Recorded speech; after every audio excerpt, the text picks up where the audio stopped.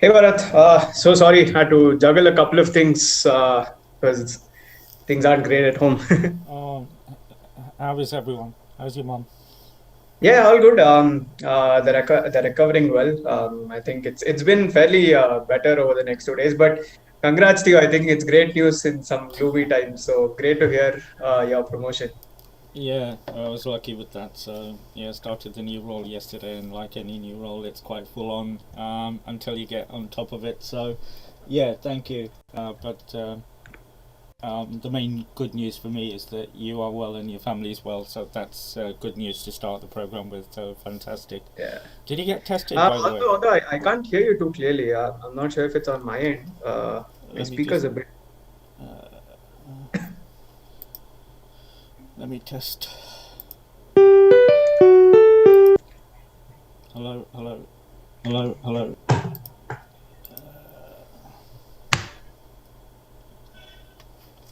Is that a little bit better? Can you hear me? Sorry. Can you hear me now, or is it still low? I think it's about the same. Let me just try and connect headphones. I think that could help. Any good? Just a second. Can you hear me now? I can hear you loud and clear. It's Yeah, I can hear you too. So I think this should be good. brilliant. Okay, let's go.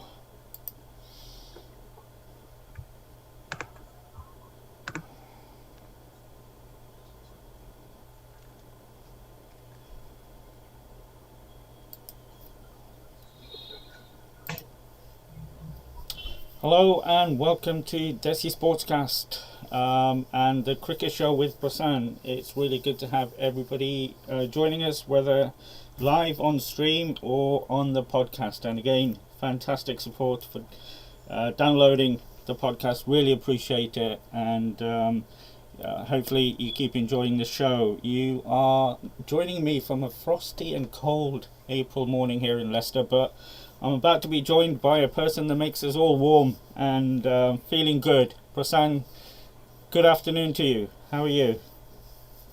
Good morning to you, Bharat. I'm doing really well. Thank you so much for having me again. I think it's always a pleasure to be on your show discussing cricket. Makes my day a whole lot better. So thanks for having me again. Brilliant. And no, it's always it is your show after all, so I'm joining you. Let me just get the screen. Why can't we see you? These are the uh, trials that we have when we do these live streams. We have to get everything. Nothing ever works as they should. So let me just get that part right, because the last thing people want is to see me all the time. So let's see if I can sort that out. Um, and your camera is on and everything's working, but we can't seem to get your picture on. I think this is Zoom playing up, letting me down first thing in the morning. But we'll carry on with the conversation today. While it responds and gets up to speed, I think it's warming up. It is cold, like I said, so it's probably warming up just like me. But on today's show, I want to reflect briefly on the incredible winter, my winter of cricket the national team has had, and then obviously look forward to one of the biggest tournaments that happens every year, but it only seemed like it happened last week, and that's IPL 14, which has come around very quickly after IPL 13. Firstly, on the winter that we've just had with the national team, it couldn't have gone any better. Yeah, absolutely. I think apart from the results that we had, I think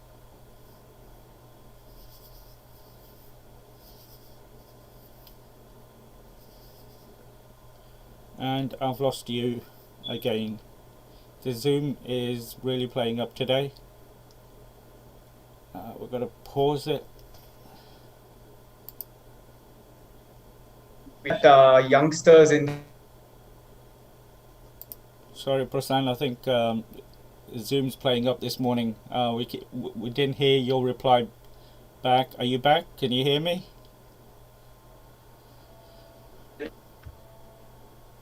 Uh, just a second. Give me a second.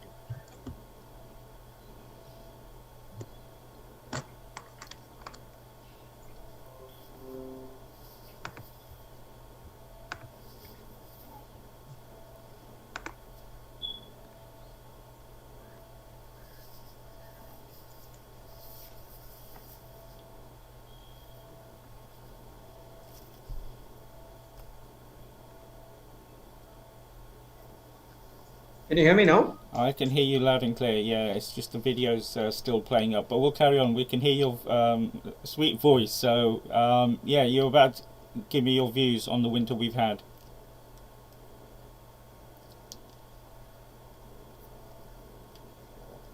and I've lost you again. This isn't how. I mean, this. And I was just saying that basically Suryakumar Yadav obviously gave us a lot of thrill. The way he hit Jofra Archer for six on his first ball wasn't his debut match. Obviously, it was his second match he was playing, but his first innings in international cricket. And all it took was one flick of the hips to sort of send Archer into the stand. So that's what IPL does. I think we have unearthed some really good talent over the Australian tour and the England tour. The likes of Shardul Thakur, Natarajan, who have all performed in the IPL.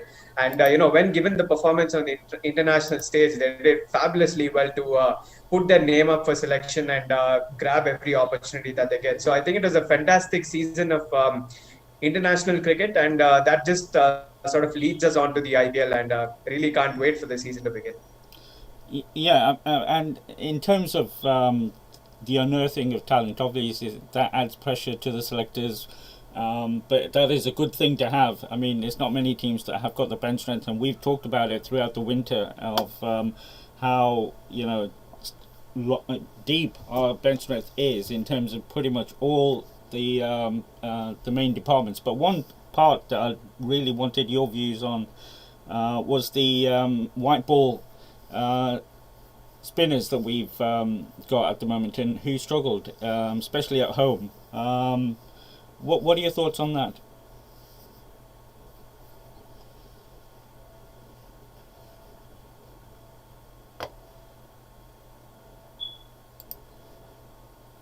I do apologise. We're having a lot of problems this morning. I think it's frozen again, so we'll see if we can get it back and up and running. Um,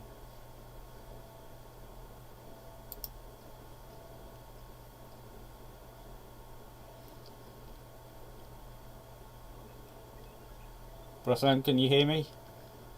Yeah, I think I couldn't hear you, but I can hear you now. I was saying that we unearthed a lot of new talent during the winter, and it just adds to the good headaches that the selection committee will now have in terms of picking our first 11 for any format because we've got so much talent. But one place that was worrying me was the white ball spinning department. We're having a few issues. What are your views on that? Yeah, I think the Kohli and the management did take a bold move by resting Chahal, for one of the matches, and of course Kuldeep Yadav was given a chance. I mean, a lot of people wanted him in the side. I think the way the Indian team is structured and the way the international cricket goes, a wrist spinner is worth his value in gold currently.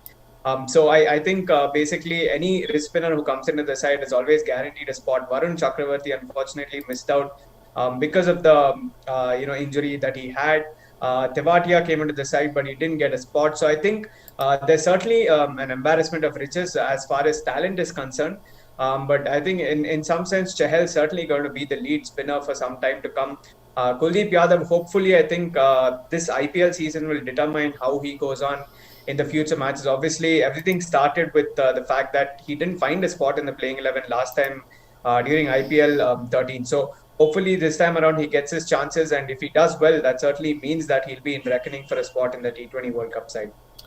Do you honestly think that the IPL will turn his fortunes around? Because he struggled in the last IPL. Well, to be fair to him, he wasn't selected for a lot of the games by KKR. That might have hurt his confidence, affected his confidence rather. And then in Australia and then in England when he came back, he didn't have the best of times. It's is this going to be make or break for him? And if not, if he doesn't come through, who can join Chahal as a white ball spinner for us? Yeah, I think we have quite a few options. If you weigh in the opportunities that some of these guys have got, Rahul Chahar, for example, has made his debut. He's a very good spinner. He'll play a huge role for the Mumbai Indians. I think that competition with Piyush Chawla for the Mumbai Indians will probably bring the best out of him this season. And obviously, Mumbai Indians are also playing a fair few of their matches on dust bowl, so that means his role will be a lot more crucial. Apart from him, I think we've also got Varun Chakravarti. We've spoken about how Varun's been an important part of that. That Indian team, so to say. It's been just one season of the IPL, but a lot of people are talking about him. He brings in that mystery aspect. So I think Varun Chakravarti and Rahul Chahar are probably front runners to occupy that position along with Chahal. But Kuldeep Yadav, I feel, still has a lot to offer with his variations. Obviously, the famous saying goes that left arm wrist spinners don't grow on trees, and that's the case with Kuldeep Yadav. How Brad Hogg has been successful. Obviously, hasn't played much for Australia, but what he's done with his variations is fantastic. So I feel Kuldeep Yadav has to be back, but in terms of who can sort of partner Chahal, I'd probably go with Rahul Chahar and Varun Chakravarti. And in terms of looking forward to, I mean, like we said, when we went to Australia after the IPL, for me personally, I thought with the rule changes, it'd be difficult to get into the World Test Championships, but the boys came through with incredible wins in Australia, and then the comeback win against England, getting the necessary Test wins. And now we've got two big tournaments coming up, the World Test Championships and the T20 World Cup. We must go in with a lot of confidence into both of those. Yeah, absolutely. I think Nathan Lyon rightly said that he's probably not going to be watching the World Test Championship because India is the best team in the world. That's what he said, and I think that just speaks volumes about how the Indian team is perceived. Obviously in Australia, we did run short of our resources. I think every single player played except Karthik Tyagi in that squad. So in some sense, I think the depth of the Indian team is fantastic. Absolutely, no doubt about that. But it's just that the conditions in England will slightly be suited towards New Zealand because all the matches that New Zealand have won are on these pacey and swinging pitches. So I think in some sense New Zealand will be in with a slight mental advantage only in terms of the pitch, but in terms of the balance, I think the Indian team is very well suited. We also heard that Hanuma Vihari is going for a county stint with Warwickshire, so I think that's a fantastic move for him. Given the depth in the Indian batting order, for him to sort of make his presence known and to let the selectors know that he can't be overlooked after that heroic knock that he played in Australia, I think it's a fantastic opportunity. So in that sense, I think the World Test Championship is going to be very exciting. Definitely a challenge for India. And about the T20 World Cup that's going to be coming up, I think it's a great opportunity. But in some sense, the IPL is certainly going to dictate who makes that squad. So that's probably the bigger reason as to why this IPL is very important for some players on the fringes of the side. And I think it's going to be a very exciting season. Yeah, absolutely. There are a lot of players that will be looking to perform to put their names into the hat. And one of the things that I read somewhere was that the squad for the T20 World Cup will be increased to 22 members. So a lot more names will be included. I mean, that also includes backroom stuff, but I assume that India rather, will go with players rather than extra backroom staff. So that could make it easier. The selectors' life slightly easier when selecting a team because selecting 15 is tough, but when you've got the option of adding a few more players, it makes it slightly easier on them, and a few more players will be in the reckoning. Yeah, absolutely. I think it certainly makes a lot more sense to take an extended squad because in these unprecedented times, you never know what can happen. I think we're even seeing in recent times guys like Akshar Patel, Devdutt Padikkal, they've recently Daniel Sams contracted the virus, and if these players aren't available for a week, 3 4 days, it's never good. It's never good for a team. It affects the team balance. So in some sense, you'll need to have backups for all players. And considering that the T20 World Cup is happening in India, we're hoping that the situation gets a lot better. Unfortunately, the cases are only going up with every single day, and we're only a couple of, 4 5 months away from the when the T20 World Cup is going to start. So I think it certainly makes sense to take an extended squad because you need to have backups for players. It's not going to be an easy task to keep them in a good mental space if the situation is this bad, but It certainly makes sense. I think it's the right decision, and hopefully it all pans out for the good. Yeah, absolutely. I mean, hopefully by that time things will have changed, and we'll talk about that in a minute. But just had a comment from Abhishek, and he's put Axar Patel. I'm assuming that he thinks that Axar can make it into our white ball team. That he's got a bit of competition for his position. Um, what do you think? Yeah, he certainly got competition. I think Ravindra Jadeja is perceived as probably India's best all-rounder currently, especially after the IPL that he had last time for the Chennai Super Kings. Incidentally, I think it was Akshar Patel who hit Jadeja for those sixes when DC played CSK. So it's an interesting battle. I think in some sense Jadeja's batting is certainly a lot more better than what Akshar brings to the table. And of course, the whole fact that Ravindra Jadeja has been there for a longer time, and Akshar Patel certainly did impress in Ahmedabad, but that was on ranked turners, even in Chennai, which were ranked turners. So I think, in some sense, in terms of the limited over circuit, I think Ravindra Jadeja certainly has the upper hand, even with his fielding and the whole three-dimensional aspect that he brings. And he might not have performed that well with the ball last season, but I think. He's back and raring to go in this season of the IPL, and in my opinion, I think Jadeja is certainly the front runner for that spot ahead of Akshar. And would you add Washington's name to that as well? He's challenging for that same spot. He's in that bracket. Yeah, absolutely. I think, but my only concern with Washington Sundar is that he probably doesn't have too many variations for the middle overs, which can prove to be a problem. Over time, even during last IPL, Washington Sundar was used more in the power play than anywhere else, and he did have considerable amount of success. So I think if the Indian team is looking to play Washington Sundar, they should certainly bowl him in the power play overs and not more towards the middle overs. If they're looking for someone to bowl in the middle overs, you might as well consider someone like Ashwin. He's obviously a thinking bowler. He's really, really proved himself. I think countless number of times he's also mentioned in interviews that he's looking to make a comeback into the white ball side. So I think if they're looking for someone in that middle overs to bowl in the middle overs, they might look at Ashwin. But Ashwin certainly needs to prove himself at the bat, because if he's coming in at 6 or 7, he'll need to bat a lot better than what he has in white ball cricket. So I think only for that factor, because the Indian team is so high on all rounders and needing to back all rounders, Washington Sundar makes the cut. But he'll certainly need to work on his variations to stifle the batsman a lot more in the middle overs. Yeah, absolutely. But he's got age on his side, which not many of us can say, but he can certainly say that. So he can definitely develop his game. And that is something incredible that we've got as fans of Indian cricket to look forward to. Our team that can challenge for the T20 World Cup, that's in the final of the World Test Championship. So great summer and autumn to look forward to. But there's something pretty big to look forward to from Friday. But before we start talking about IPL 14, we have to talk about what's happening back home. Unfortunately, another wave of this pandemic has hit the nation. The figures are going the wrong way very quickly, and we've already heard stories of players and coaching staff testing positive, including obviously Devdutt, although I did read somewhere that his latest test was negative, so you might be able to update me. But just looking at the bigger picture, also on the back of the tournament, the Indian Women's Football League being cancelled for the time being in Orissa because of what's happening. What's the feeling around the IPL taking place at the moment? Because obviously we know what's happening in Maharashtra. But they have said, Mumbai will be hosting the matches.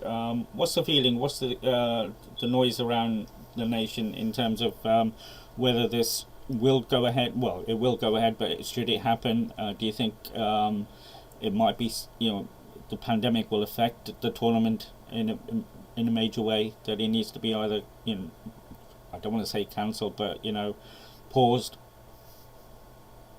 I think there are people on both sides of the fence. The people on the optimistic side of the fence saying that the IPL should continue. The BCCI obviously have all the power, and they have the facilities to ensure that nothing happens. Because even last time around when the tournament happened in UAE, just before the tournament, a major part of the CSK contingent tested positive.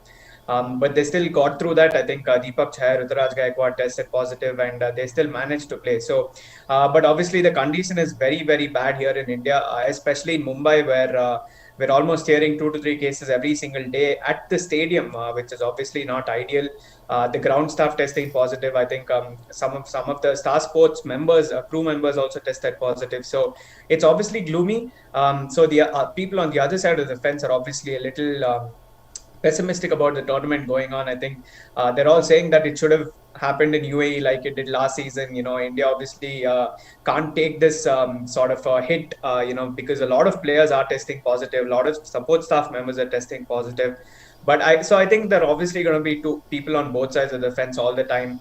But the BCCI is going to do all it takes to sort of make sure that the tournament goes on as planned, because obviously it involves high stakes, a lot of riches involved in the tournament. So hopefully it happens all well.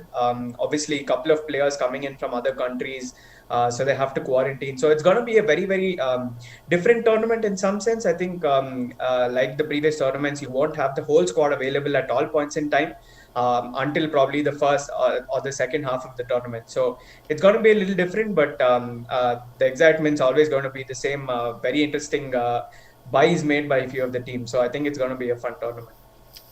I'm just comparing it to what happened here, and people didn't want major tournaments while the pandemic was, going the wrong way, and people living in those cities or towns, and were against having these sort of games that might attract. I mean, there's no crowds allowed, obviously, but India being India, people will be gathering somewhere. So when you look at the venues, you look at Delhi. Obviously, we talked about Mumbai, Ahmedabad, Kolkata, Chennai. These are big, big cities, and they're going to have big teams coming to their cities to play games on a regular basis for the next month or and a bit. I'm surprised that there's not more, um, you know, like pausing or rescheduling it. I know the calendar's very tight and there's not much option for that. But just looking at from the UK and how we look at these sort of tournaments, or have done in the past year, I'm surprised there's not a lot more calls for putting it back. Yeah, I think the IPL. I mean, if cricket's a religion, I think the IPL is pretty much on a similar standard. More than anything. So I think even for the BCCI to sort of cancel the tournament at this stage involves a lot of logistical issues, because players have already flown in. Obviously, the bubbles have been created. Players have already started their training sessions. We're just about a little more than 48 hours away from the first match of the IPL. So I think for them to cancel it at this stage is probably impossible in terms of a financial aspect. But of course, given that there are only 6 cities involved, and these are pretty big cities, like you mentioned, a lot of population in these cities, and I think that's primarily the reason why they picked these, because obviously you have more hotels in bigger cities. You need to house more teams, which have easily about 20 to 30 people, including support staff. So it's certainly going to be very challenging. We might even see a few more cases come up, but God forbid. It should just ensure that the cases don't affect what's happening in the tournament. We're hearing that there are isolation points in every single city, with beds made specifically for cases which come up during the IPL. So I think it's all very well thought out, but unfortunately, the cases which are increasing on a daily basis are certainly a lot more tense. And hopefully we have a full-fledged tournament, and we don't have to abandon it anywhere during the middle of the tournament.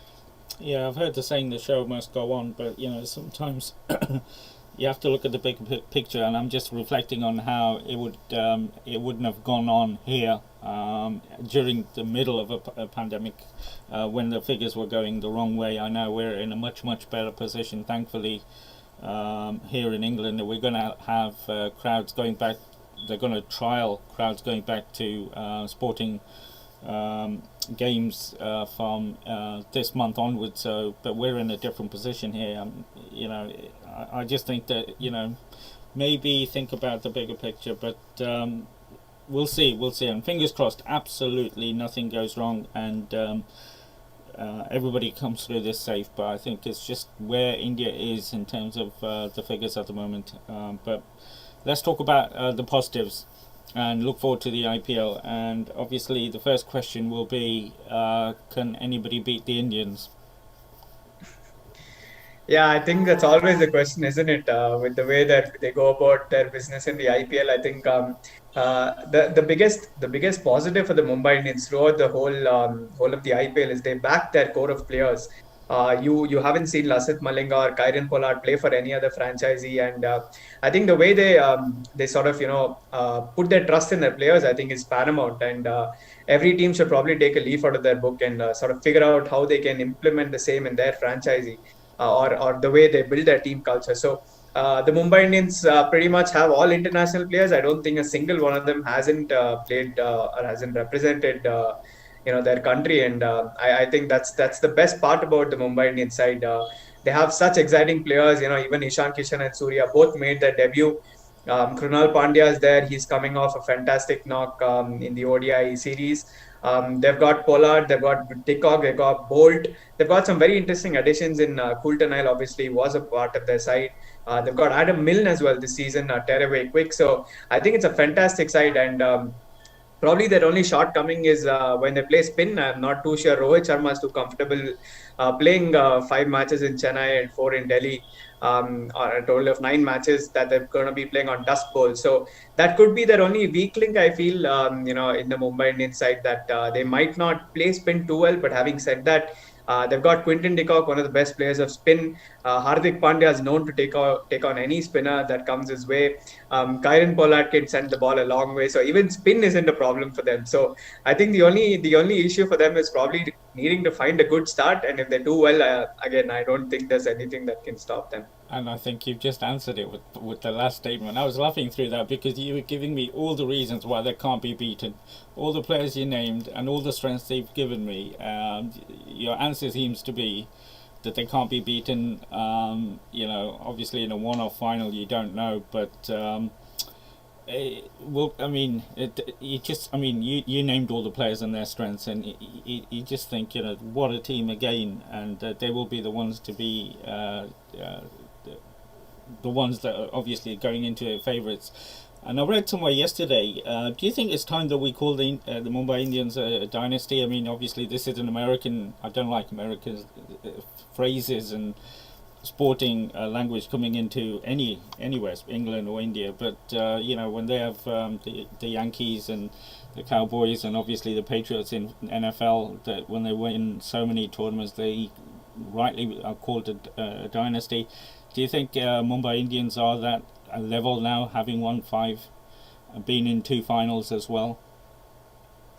Absolutely, no doubt about it at all. I think the Mumbai Indians are probably the most successful franchise in the history of T20 cricket. If you look at it anywhere, Mm. 5 titles, 5 IPL titles, a couple of Champions League titles to go with that. They have their brand everywhere. They have educational policies. They have schools in their name. I think the whole point is they know where to spend their money. If you look at their auction history, they've never spent more than 10 crore for a single player. And for a team to build their resources and build their side on such a philosophy, I think is magnificent. Their owner is India's richest man, and still they're very, very stingy. Not stingy, I think. They're very smart with the way They're they go astute, about aren't their they? business in the auction. I think it's fantastic to see how they build their team. And as I was saying earlier, the trust that they have in their players also extends to their support staff. I think except Ricky Ponting, everyone is still a part of that Mumbai Indians setup with John Wright, the talent head. Head of talent scouting. They've got some very big names. Robin Singh, obviously, Parthiv Patel joins them this season. They've got Mahela Jayawardene. They've got Shane Bond. I think it's a fantastic support staff, and obviously, with such big names in the unit, you're only going to sort of rub excellence on the players, and that's why they're probably one of the most successful franchises in the history of T20 cricket. And you've in the past said they've got a fantastic scouting system that brings through this talent. I just want to again just bring us back to a point that Abhishek makes, and I think it's a really good point. When we were talking about the venues, and he suggested that maybe they could have gone through got the games at sparsely populated cities like Dharamsala, reduce the potential of COVID spreading, and because we've got these fantastic stadiums in the smaller cities, but I understand with the hotels and what have you, the infrastructure needs to be there as well. But that's a good point as well.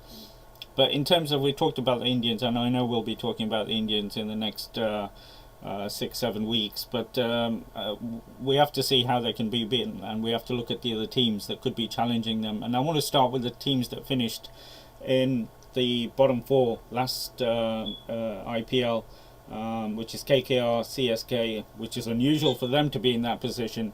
The renamed Punjab Kings and the Royals. Out of those four, uh, who do you think has got the best chance of getting into the top four rather than being in the bottom four?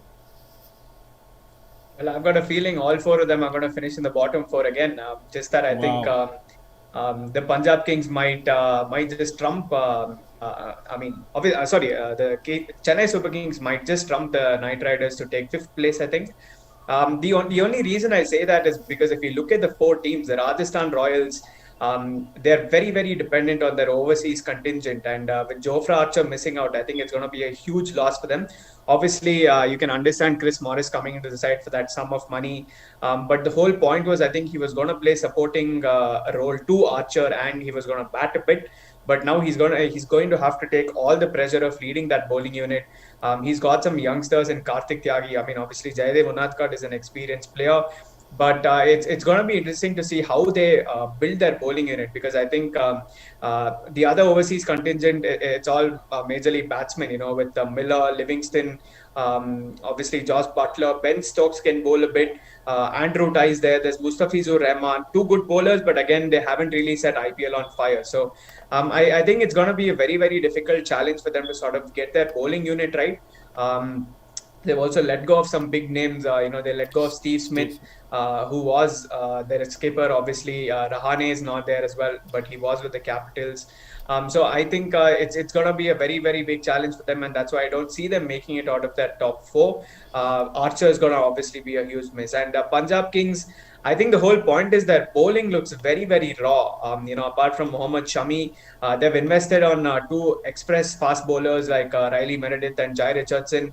Obviously, they've paid huge amount of money for them, but let's not forget that they haven't had a taste of the IPL yet. So it's going to be interesting to see how they go about that.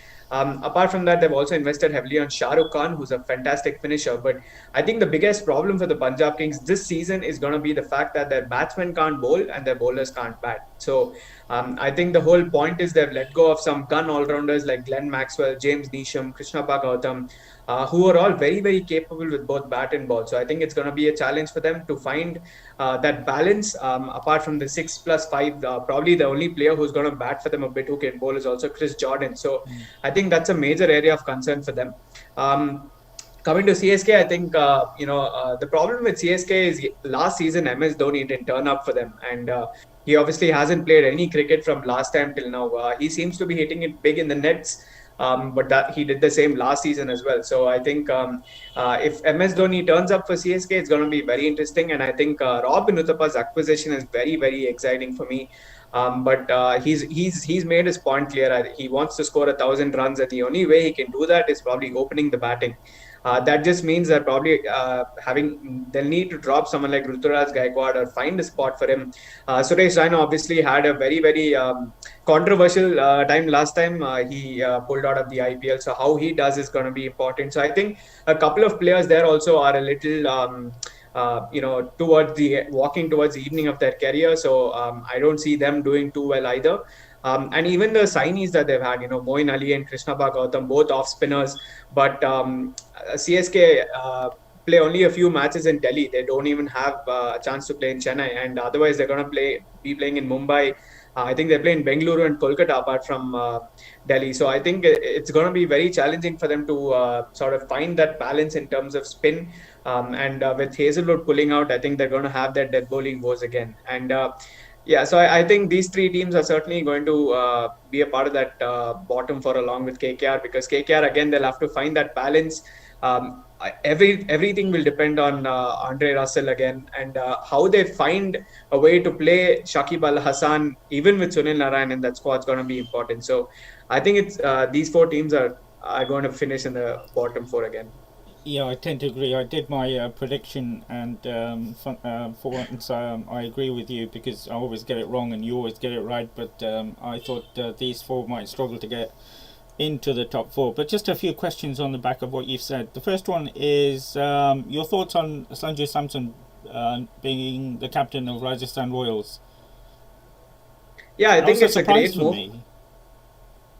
Yeah, I mean, Sanju Samson has been in the Indian cricket circle for some time now, and I think they realized that over time, Steve Smith obviously wasn't having a great season apart from his knocks in Sharjah. So it was best to sort of give the captaincy to an Indian player, and I don't think they have anyone better than Sanju Samson in that lineup. With Uttapa gone, I think the only players who they have left are Shreyas Gopal, Karthik Tyagi. So I think these Riyan Parag. So these type of players are obviously still trying to find their groove and find their spot in the 11 or trying to impress in the IPL. So the only other player they probably had was Sanju Samson, and obviously he's also been a part of the Indian team, so he knows how it goes about. So I think in that sense, giving someone who also bats in the top order, is a good move. Again, his first IPL season as captain, he knows the ropes. I think he's had some time under Rahul Dravid and Shane Warne. Obviously, with Shane Warne also in that coaching department, I think it's going to be interesting to see how Samson goes about his business. But when you look at their batting, do you think that could be the thing that pulls them through? Because you got the likes of obviously Ben Stokes and Josh Butler and Milan and Miller. That's where their strength is, and that what could get them the wins rather than the bowling. Yeah, absolutely. I think their And let's batting not is pretty forget solid. Rahul Tewatia. How much pressure is there on him to make sure he's not a one-season wonder? Yeah, I think that's going to be the major concern for him to sort of rub off that expectations and sort of or rather sort of make his presence known again in this season. I think last season he had a terrific year, starting off with that with those five sixes he hit off Cottrell. I think the way that he really came about in last year's tournament was fantastic to see, and a lot of pressure will certainly be on him because he did receive a call up to the senior national side. Of course, he didn't play any match, but for him to receive the call up, I think was a very big move. And let's not forget they also have Shivam Dubey this season, so I think they've sort of found that middle order batsman. But again, he didn't have a good time with RCB at all. He was also touted as someone who can really tonk it big, but he didn't get too many opportunities. So how he goes about his batting and bowling will be interesting to see. So yeah, I think their batting is very, very good. Um, Sorry, they've got the I likes think of I said Josh Milan. Butler, Ben Stokes, Sanju Samson, Jaiswal, Tewatia. So I think David Miller, of course. So I think their batting is sorted, but I think the bowling is going to be a very big concern. Yeah, yeah, and I think I mistakenly said Milan. I meant Shivan Dubey. They spent a bit of money to get him on their rota squad as well. But yeah, I agree with you. I think the batting is where their strengths are, and the bowling is where, especially without Jordan, they're looking at possibly 4 matches without him, which is going to be a huge loss. Because you don't want to start off on a losing foot. And talking of a losing tradition, Abhishek, again, this is a question for you. Do you think Mumbai Indians will end the tradition of losing the first match in an IPL season? A yes or no? Well, my heart says, I know, well, I know. This is the perfect I think question for you. I think everyone knows what my heart says, but I mean, to be playing in Chennai, I think RCB certainly have what it takes to sort of stifle the Mumbai batsmen with spin. Given that there's Chahal, there's also Sundar, there's Maxwell as well, who can chip in with the ball. So I think RCB certainly do have a very very good squad this time around with a whole lot of all rounders. But having said that, I think the Mumbai Indians have absolutely thwarted any opposition that comes their way. So we've just got to hope that the Mumbai Indians have a bad day and RCB starts strong. Let's not forget Samuel Badri took a hat trick against Mumbai Indians in the previous editions of the IPL. So hopefully Chahal does that this time around. And but Mumbai Indians are certainly not unbeatable. You just need to sort of hope that they have a bad day. That's the only thing you can hope for, because I think last season until number seven, each and every batsman had at least one half century in the tournament. So that just speaks volumes about their depth. So two very good sides, but in terms of a mental advantage, Mumbai certainly have their noses ahead. Abhishek, I think that's a yes, but not from the heart. Just on the Punjab Kings again, I think batting is where their strength is, but the middle order looks a bit weak. the universe boss is back again. So there'll be a box office whenever he walks in. But when you look at the likes of Gale, Puran, Milan, KL, obviously, Mayank, another solid opening, lineup of batsmen. Yeah, I think Wasim Jafar has also promised us a more aggressive version of KL Rahul. Last season, I think he was a little timid in the way he went about his strike rate.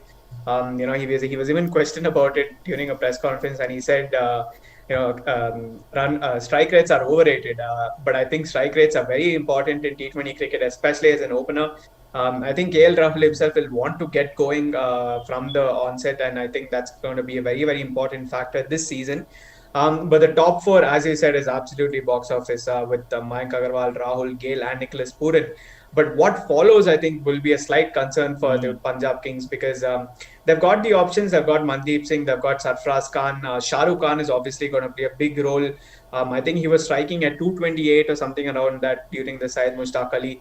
And he's been procured for a huge sum of money. So I think the finishing duties will certainly be on him in the absence of Gautam, Nisham, and Maxwell. So I think they certainly have their options, but how they perform on the day is going to be very important. Yeah, and for CSK, my question is, what number will Pujara bat at?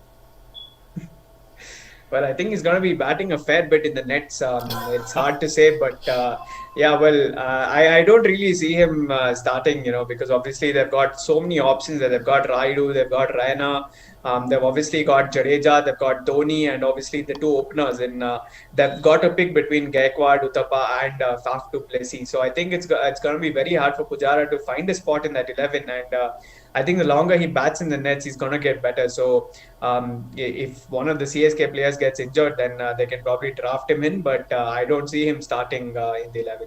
Do you know I love Cheteshwar? I absolutely love him. You know that. Of But course you do. when I think of, I asked you the question. I should, a bit sarcastically as to what number slot he'll be batting at. The other question will be, where can you put him in the field? He's one of these old school, Yeah. proper Test player that's been, thankfully drafted by, and you saw the reception. You talked about that in the previous shows. But I hope he does get a game, and I hope he does prove everybody wrong. Has amazing. He has fun going out there. Playing a game that is not natural to him, which might work out. But that'll be interesting to see how that gets on. And we've talked about CSK every time we talk about CSK is that the team's getting more experienced is the word I'm going to use. And although they've got Suresh back, obviously incredible player. But the likes of, like you say, Faf and Dhoni himself, it's a very experienced team that I thought might bring in some fresh blood, young blood, into through the auction. But they went with Krishna Bhagotam, the all-rounder. I know he's rated highly, but it's not the youngest of players that they brought in. Yeah, I think just before we headed into the auction, CSK were, I think it was fairly out in the open that CSK were looking at two of three options, Moeen Ali, Maxwell, or Krishna Gautam, and obviously they landed two of them. So I think the auction strategy was quite clear. It was to sort of replace what Harbhajan Singh brought to the table. Obviously, they didn't have any finger spinners ahead of the auction. They just had Imran Tahir, they had Karan Sharma. So they had also let go of Piyush Chawla. So I think they wanted one or two finger spinners, and they landed the deal in Moeen Ali and Gautam, who can also talk the ball a fair bit. But I'm not sure if they're going to start with Moeen Ali because with Dwayne Bravo, Sam Curran, they've also got Faf du Plessis. So I think unless Lungi Engedi needs to quarantine, they might just start with Moeen Ali. But otherwise, I feel Moeen Ali will need to warm the benches a fair bit before they get to Delhi. And the last team I want to ask you about, and we've talked about the experience and team that CSK is, and but KKR seem to be going there as well. You mentioned Andre Russell, but again, he's a year older. They brought in Harbhajan Singh into the team, and when you look like the likes of Sunil Narayan, another year older. Kuldeep, the season is having, so give KKR fans some hope. Is it all on Pat Cummins to bring them through, and the likes of Ian Morgan an English captain that we rate really highly, to use experience. And obviously they've got Shubman Gill, but there's a lot of experienced players there. Put it that way. They're going Yeah, the they certainly CSK have way. loads. Sorry. I think they're going the CSK way in a way. If you see what I mean. Yeah, absolutely. They certainly have loads of experience in that squad. I think with Harbhajan Singh and Karun Nair coming in, I honestly wouldn't have picked both of them in if I were to pick a franchisee. But I think that looking at them in certain roles, I'm not sure if Harbhajan's certainly going to play any. I mean, too many of the matches because they've got Varun Chakravarti who was back throughout the whole season. They've also got obviously they've got Sunil Narayan to bowl. They've got Shakib Al Hassan. So I think in that sense, they've got so many spinners to bank on that they don't really need Harbhajan Singh to play a very, very big role for them. Only when they play in dust bowls or when they play on spinning tracks, they're probably going to look for Harbhajan Singh at the expense of some other player. But they've got a very, very good squad in the sense that they have enough backups. But in terms of the quality that the first 11 offers, I think Prasid Krishna was slightly expensive last season. He obviously made his Indian team debut, but even there, he was slightly expensive before he picked up those 4 wickets on his debut. So I think in that sense, it's going to be important to see how they play around with the options that they have. I really hope that they play Shakib Al Hassan. They can even Mm, maybe try experimenting with Hassan at three, yeah. because if the experiment of Sunil Narayan isn't working, they might as well go with some really straightforward options. At Shakib Al Hassan at number three can be a very good wildcard option for them. He can obviously give you a lot more runs than what Sunil Narayan gives, and I think he can be a lot more economical. He's a thinking bowler. He obviously missed the last season because of the ban, but I think he can be a very, very important player for them.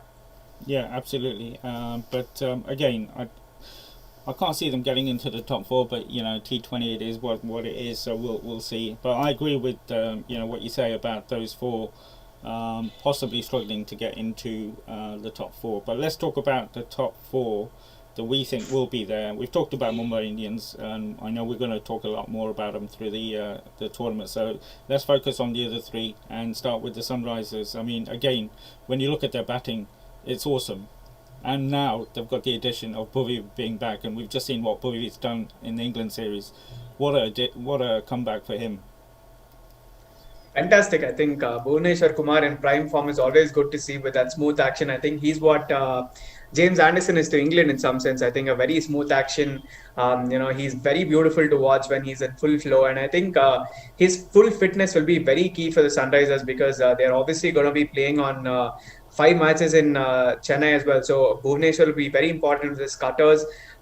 Mitchell Marsh pulled out of the tournament, and obviously that just means that Jason Holder will need to take a lot more responsibility in terms of bowling pace if he's called upon. So Jason Roy is a very interesting addition. I think he's sort of been in and out of the IPL similar to what Guptill has, but I think Roy's got fair few more chances than what Guptill has. So it's very tempting to see Jason Roy and Johnny Best to open the batting, but I think Warner's there in the side for a reason, and he's obviously going to open. But let's not forget, I think Warner's also battling a groin injury, so.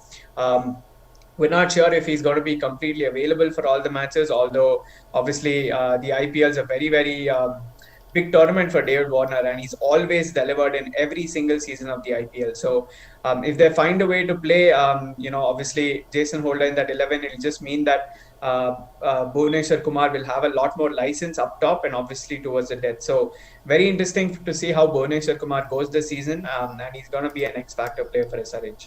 And talking of X Factor players, you've got the main man at RCB, Glenn Maxwell.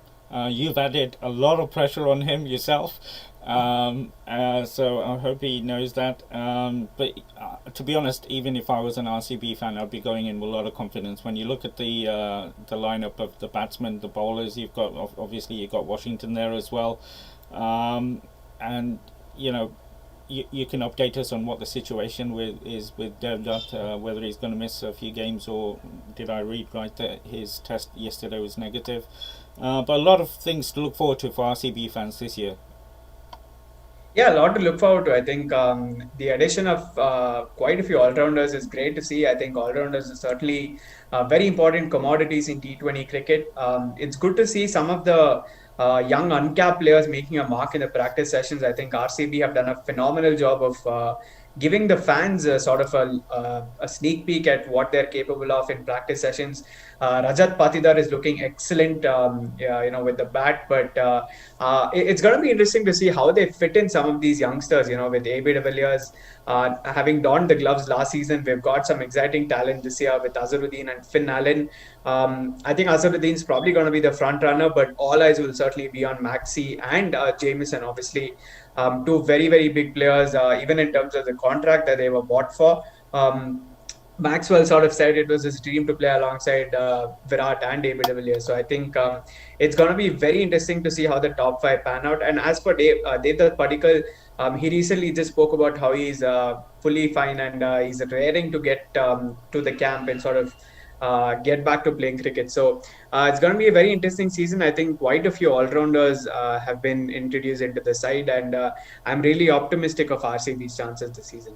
And do you think Kohli will? He's added a little bit of pressure by saying, obviously he said he's going to be opening the bat, but he's looking forward to the T20 World Cup with that as well. But is there added pressure with him opening? Because he's a big Yeah, player, obviously, and for him to go early will add pressure to the rest of the batting lineup. yeah, it's certainly going to be a big task for him because obviously, let's not forget. I mean, you need to sort of put a truth serum now and then, and sort of make sure that you have your point across. I think Devdutt Padikkal's strike rates are certainly tapered off a little bit towards the back end of the season. I think if Kohli and Devdutt are to open together and to give the likes of De Villiers and Maxwell some room to breathe and sort of go big, it just means that one of the two will need to go berserk, and that means probably Devdutt Padikkal might sort of look for a different role this season in terms of needing to bat a little bit more freely and sort of accelerate with Kohli at the other end. Obviously, Kohli isn't someone who goes big right from ball one. I think a major reason why Rohit and his partnership worked so well was because Rohit went all guns blazing while Kohli sort of settled into his innings. So I think in that sense, it makes it very important for Kohli to sort of make sure that Padikkal knows what his role is, and at the same time, Kohli will need to make sure that he doesn't. Yeah, I mean, obviously he knows that he shouldn't, but it'll be ideal if he can sort of keep the run rate ticking, even with a couple of boundaries, once in two overs. So I think it's going to be very interesting to see what Padikkal's role is this season, considering how obviously Kohli is going to be opening the batting. Because last time Kohli did this in the 2016 season, a certain Christopher Henry Gale was his partner at the top, and if Padikkal can at least show us a few shades of what Gale did last season, and I think we're in for a good ride. Well, there's some comparison there, but now we've left the best till the last. Delhi Capitals, obviously, my team and the ones I think will be going one step further. I think when you look at their team, but a huge loss when they lost Shreyas to injury. But what do you think of the Capitals? I mean, just when you look at the batting lineup, and I think the acquisition of Steve Smith is really good, especially with having Ricky as coach there. Um, but when you look, Darren Shaw with the season he's just had, then Smith and Bond, and with the bowling attack that we spoke about in IPL 13, um, they look incredible again, even with the loss of Shreyas. Yes, Shreyas Iyer is going to be a huge loss because obviously he did play a huge role in their run to the final. I think he did produce quite a few interesting knocks, and the way he ran the team, I think it's going to be a huge loss. But that just opens up doors for someone like Rishabh Pant. I think all of us are very excited to see what he brings to the table. Incidentally, his first match as captain is also going to be against MS Dhoni CSK. So it's going to be very tempting to see how that goes about. It's going to be very interesting. I think he's going to be under comparison throughout the whole tournament with MSD. And I think when you brought up the point of Steve Smith, it's very interesting to note how Ricky Ponting spoke about Steve Smith's position in that batting order. Because in the press, he said stuff like, if and when Steve Smith gets the chance, Yeah. he's probably going to know how to bat. If Steve Smith gets an opportunity, if Steve Smith makes the playing 11. So I think He's made it pretty clear that despite Steve Smith's stature and what he's done for international cricket and Australian cricket in particular, he's not going to get a settled spot in that 11, which just probably hints at the fact that Ajinkya Rahane might get that nod ahead of Steve Smith for the first match. So, Ricky Ponting is obviously a tactician. We've seen how he's spoken before. He's a commentator. So, going by his words, Steve Smith might not get too many opportunities. Obviously, he's come at slightly more than his base price. So, very exciting. I think they have a fair few options, and like you mentioned, Prithvi Shaw is going to have a huge role to play. He was in and out of the side, but the way he's gone about the Vijay Hazare, scoring over 800 runs, I think he's in the form of his life, and he'll want to carry that over into IPL. And they've added obviously Umesh as well. Just on the point of Bunt captaining, what are your thoughts? I thought, with Shekhar being there, uh, Steve Smith might not have been the obvious one, but what are your thoughts on that? I think they've certainly gone in with the left field choice. DC certainly had so many options, like you mentioned, Shikhar Dhawan. They've also had Ashwin, who's led the Punjab Kings in the Kingsland Punjab when they were called that, and then they had, they even had Jinx is Ajinkya there. Rahane if they wanted. Yeah. So Prithvi Shaw led them in, led Mumbai in the Vijay Hazare, but obviously I don't think they were going to go that far. Mm. But they've certainly invested in someone very young. I think they did that with Shreyas Iyer also. And it's good to see. I think Rishabh Pant certainly matured as a cricketer from what he was as a brash youngster. I think Test cricket has certainly molded his ways in a sense that he now knows the balance of when to go big and when to not. But then again, the IPL can certainly throw up some really unique dynamics, and I think it's going to be very interesting to see how he deals it, how he deals with a team of superstars because there are some very big names there: Ashwin, Amit Mishra, Akshar Patel, Rabada, Andrik Nokia, some really, really big players. And obviously, the weight of expectations will be on him because DC are the runners up. So it's going to be a very interesting season for him as a captain. And whether that also rubs onto his batting, I think is going to be a very important factor. Well, he'll have a lot of experience to call upon if he needs any advice, that's for sure. Yeah. Just one final question for you on DC. Who do you think will open with Shekhar? Prithvi? I think Prithvi Shaw is going to be the starting choice. Although I'm a very very big fan of Marcus Stoinis opening the batting. I think he's done a fantastic job for the Melbourne Stars in the Big Bash League and in the limited opportunities that he got last season in the IPL as well. He showed what he can do. So, but I think the straightforward choice is going to be Prithvi Shaw going by how he did in the Vijay Hazare. Brilliant, fantastic. Well, despite a lot of things very gloomy back home, this is a bit of sunshine that we can look forward to from Friday, and it doesn't get any bigger than the Mumbai Indians against RCB. What a box office game to start off with in the IPL, and we've said the Indians are the team to beat, but I think there's a couple of very very good contenders there, and we'll see how the season pans out. And so much to talk about, look forward to. But the most of all is speaking to you on a regular basis as well. Fantastic insight into the IPL and the season we've had. All I can say is stay safe. I know things are very tight at the moment, but keep safe, and hopefully we can catch up again very soon. Thanks again. Thanks a lot for having me. I think I always love an opportunity to talk to you. Can't thank you enough for having me on the show, No, and no, this is your always show. good to talk cricket. So, I've got to thank you from now on. Thank you for letting me be part of your show, because I can see nah, the messages absolutely and I not. can see I think you're just a little the too loves. kind, to be honest. No, no, no. I know when I can when I'm what I'm saying is. But fantastic, my friend. And I know we'll catch up on a regular basis throughout the tournament. And also another last piece of good news for all those listeners: Kabaddi is due to be back. Confirm that for me. Yeah, absolutely. Kabaddi is going to be back. I think you can see the smile on my face when I say that. Hopefully, you can. But I can. yeah, I mean, it's always good to have Kabaddi back. It's one of my loves, so to say, in terms of the sports world and even otherwise. So good to have Kabaddi back. I think it's going to be very exciting to see what happens, and can't wait. And just for our listeners and viewers, Prasen got me into Kabaddi. That's the first time we met when we talked about the tournament. It's 2 years now. Was it? Yeah, obviously 2 years Yep. ago, and it really got me interested. to the extent I was watching Netflix series. But that's something else to look forward to. But it just came to my mind that that's back on and it's been confirmed. Fantastic, Prasen. I won't keep you any longer. I've kept you long enough. Thank you so much. Take care, my friend. Thanks a lot. Thanks for having me. Looking forward to our next chat. Take care.